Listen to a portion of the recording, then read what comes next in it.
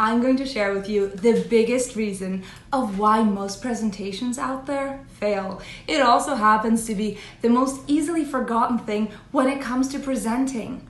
And yet it's the one single most important thing that you need to take into consideration when giving any kind of talk, speech, or presentation. So what is it that is so important? Well, it is, drumroll, your audience. Because without an audience, all that you're really doing is having a conversation with yourself out loud. It's like that example of the tree falling in the forest.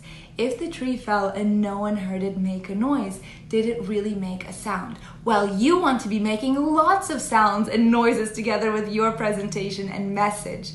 And your audience is giving you their most valuable asset that they have, which is their time. Time is one of these things that once it's gone, it's gone. There's no way of getting it back. It doesn't matter how much money you have, how well connected you are. Once it's spent, there's no way of recuperating it.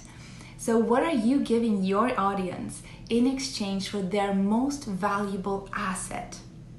And is what you're giving them the same thing as what they're expecting in return? Because if it's not, you want to be able to bridge that gap so that it becomes one and all the same. And once you start doing that and putting your audience first, you're going to be able to give the best presentation there is.